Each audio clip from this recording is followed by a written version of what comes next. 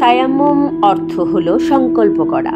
পারিভাষিক অর্থে পানি না পাওয়া গেলে অজু বা গোসলের পরিবর্তে পবিত্র মাটি দ্বারা পবিত্রতা অর্জনের ইসলামী পদ্ধতিকে তায়াম্মুম বলে। আল্লাহ সুবহানাহু তাআলা পবিত্র কোরআনে বলেন, তোমরা যদি পীড়িত হও অথবা সফরে থাকো অথবা তোমাদের কেহ শৌচাগারে হতে আগমন করে অথবা তোমরা স্ত্রীর সঙ্গে মিলিত হও এবং পানি না পাও, তাহলে পবিত্র মাটি দ্বারা তায়াম্মুম করবে এবং তোমাদের মুখমণ্ডল ও হাত মাসাহ করবে। আল্লাহ তোমাদের কষ্ট দিতে চান না, বরং তিনি তোমাদের পবিত্র করতে চান ও তোমাদের প্রতি তার অনুগ্রহ সম্পূর্ণ করতে চান, যাতে তোমরা কৃতজ্ঞতা জ্ঞাপন করো। সূরা মাইদা আয়াত 6। আব্দুর রহমান রাদিয়াল্লাহু আনহু বলেন, নবী সাল্লাল্লাহু আলাইহি ওয়াসাল্লাম 2 হাত মাটিতে মারার পর 2 হাতে ফু দিয়ে তার মুখমণ্ডল ও উভয় হাত কবজি পর্যন্ত মাসাহ করেছিলেন। বুখারী 331, মুসলিম 704। সাকিফ রাদিয়াল্লাহু আনহু। তায়াম্মুম করার সময় উভয় হাত মাটিতে মেরে তারপর তা ঝেড়ে ফেলে মুখমণ্ডল একবার মাসাহ করতে হয় ও উভয় হাতের কবজি পর্যন্ত প্রথমে বাম হাতের তালু দিয়ে ডান হাতের পিঠ মাসাহ করতে হবে, তারপর ডান হাতের তালু দিয়ে বাম হাতের পিঠ মাসাহ করতে হবে। মুসলিম 304, 704, 705। আব্দুর রহমান ইবনে আবজা রাদিয়াল্লাহু আনহু। তিরমিজি 144। জাবের রাদিয়াল্লাহু আনহু বলেন, কোনো এক সফরে যাওয়ার সময় এক ব্যক্তির মাথা প্রস্তরাঘাতে জখম হয়। এই অবস্থায় তার স্বপ্নদোষ হয়। সে তার সাথীদের জিজ্ঞেস করে, এই অবস্থায় আমি কি তায়াম্মুম করতে পারি?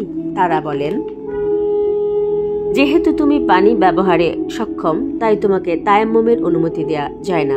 অতঃপর সে ব্যক্তি গোসল করার ফলে মৃত্যুমুখে পতিত হয়।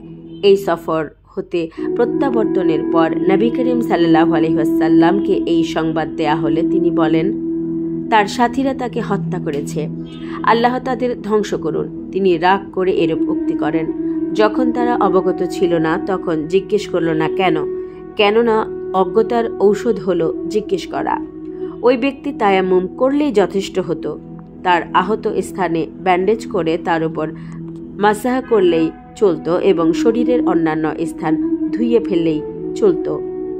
আবু দাউদ 336। মুকিম স্থায়ী বাসিন্দা অবস্থায় পানি না পেলে এবং সালাত ছুটে যাওয়ার ভয় থাকলে তায়াম্মুম করা যাবে। বুখারী পরিচ্ছদ 235। আতা রহমতুল্লাহি আলাইহি। একদা 2 ব্যক্তি সফরে বের হয়। পথে মধ্যে সালাতের সময় হলে তারা পানি না পেয়ে তায়াম্মুম করে সালাত আদায় করে। অতঃপর উক্ত সালাতের সময়ের মধ্যে পানি প্রাপ্ত হওয়ায় তাদের একজন ওযু করে পুনরায় সালাত আদায় করল এবং অপর ব্যক্তি সালাত আদায় করা হতে বিরত থাকে।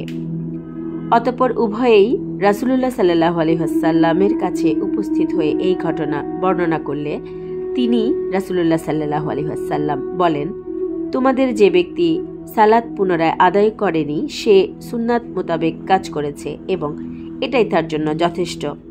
আর যে ব্যক্তি ওযু করে পুনরায় সালাত আদায় করেছে তার সম্পর্কে বলেন, তুমি দ্বিগুণ সওয়াবের অধিকারী হয়েছ। আবু দাউদ 338। আবু সাইদ আল খুদরি রাদিয়াল্লাহু আনহু। মহান রাব্বুল আলামিন আমাদেরকে সঠিক নিয়মে সহিভাবে ওযু এবং তায়াম্মুম করার তৌফিক দান করুন। আমিন।